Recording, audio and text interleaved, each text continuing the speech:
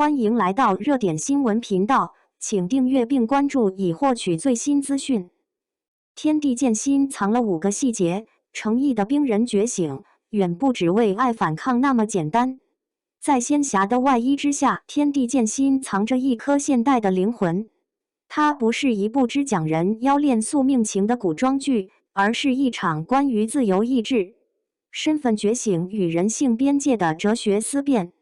程毅所饰演的王权富贵，既是一个被命运设定的冰人，也是一个在意识苏醒后重新定义我是谁的灵魂旅者。2025年岁末，这部剧如同一柄从云端坠落的宝剑，锋芒毕露。它以仙侠为壳，以思想为刃，将传统的修仙叙事改写为一场深刻的精神觉醒之旅。而这其中，程毅以近乎兵器式的表演方式，将觉醒的过程拆解为5个层次，让天地一剑的传说有了新的哲思维度。以第一重觉醒从命令到犹豫一时的萌动。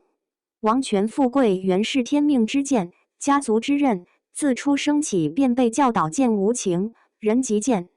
他的一切行动皆源于命令，他的一切情绪皆被视为杂念。然而，当青铜出现那个以蜘蛛之身化为人形的女子，她第一次犹豫了。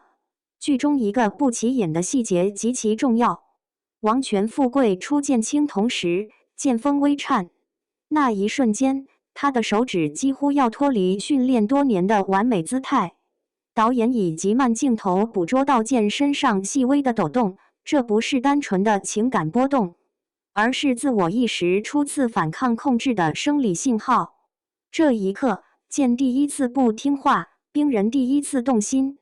程毅的处理极为细腻，眼神从空洞到闪烁，仅一瞬之间，却像是一个程序首次被打断的瞬间，冰层出现了裂缝。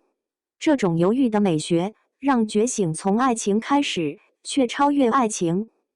第二重觉醒从妖即是恶到万物皆情认知的破壁。传统仙侠里，妖往往是被定义为他者的存在，是人类秩序的威胁。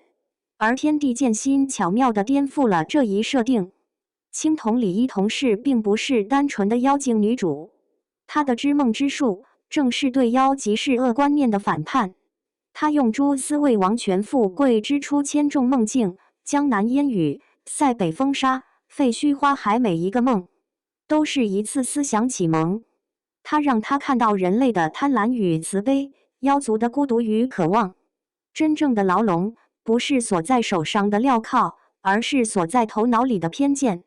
李一桐在表演中没有刻意强调妖的媚，而是突出一种冷静的智慧与悲悯。他既像导师，又像引路人。他用温柔的方式告诉王权富贵，若你不选择自己是谁，那么别人将永远替你决定。于是，王权富贵开始怀疑族训，怀疑命运，也怀疑正邪的二元划分。这一层觉醒是意识形态的革命。第三重觉醒从见味道到为人信念的崩塌与重构。当他背起青铜，踏花而行的那一幕，几乎成为本剧的精神象征。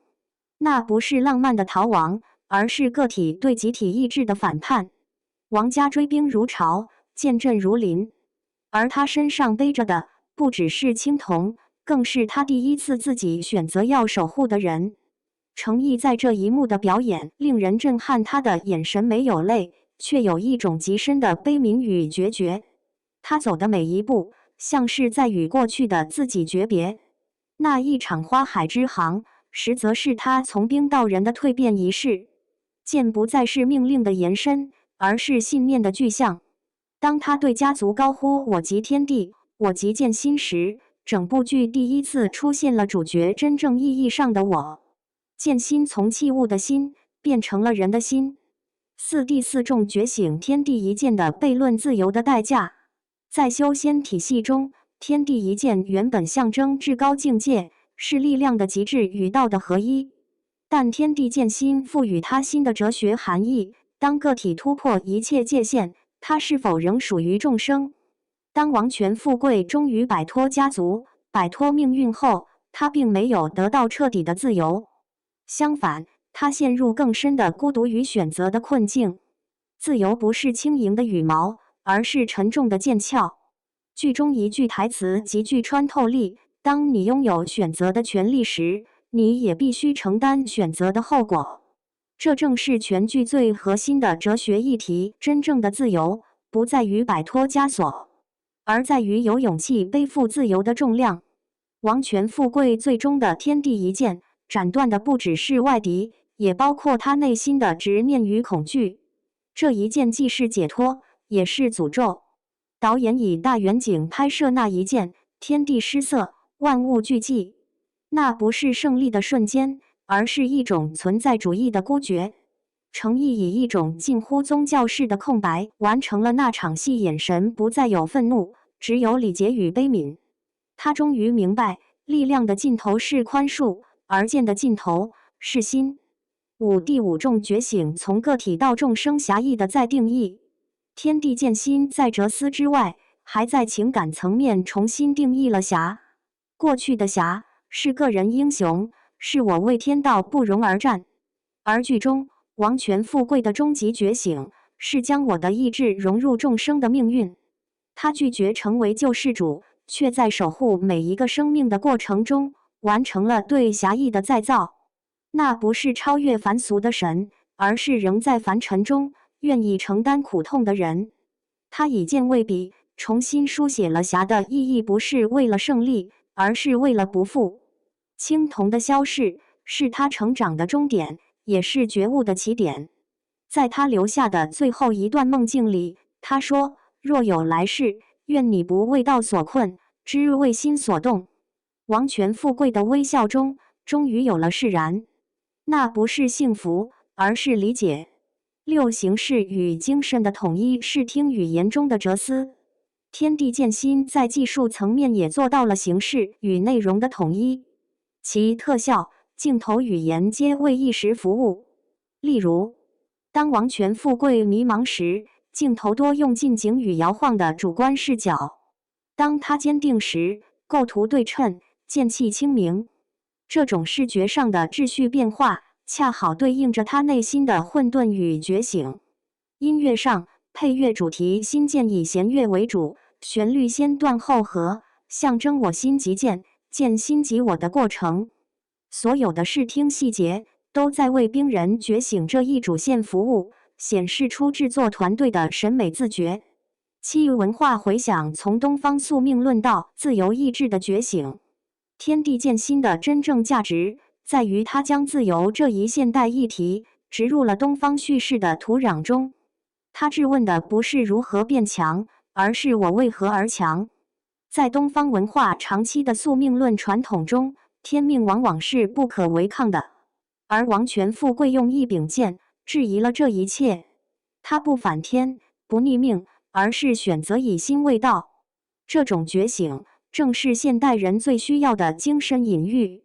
在规则、权威、算法、流量的时代，每个人都是被设定的兵人。而我们能否像王权富贵一样，用一次真正的自我选择，去证明我们仍然是有灵魂的存在？天地剑心并非完美，它的节奏、群像、叙事仍有遗憾，但它确实让仙侠这个看似疲软的类型再度拥有了思想的锋刃。程毅以极具克制的方式诠释了一个被造物的觉醒史。李一桐用柔中带刚的表演，赋予妖的身份以人性的温度。他们共同完成的是一次关于人、心与自由的命题作文。当王权富贵最后一次挥剑，他没有喊出誓言，也没有泪流满面。那一剑寂静无声，却划破天地。因为真正的觉醒从来不喧哗，它只在心中闪光。天地剑心让我们重新相信，仙侠不只是浪漫幻想，也可以是哲学预言。在快节奏的时代，它以一剑之力提醒所有观众，真正的强大不是掌控世界，而是拥有选择自我的勇气。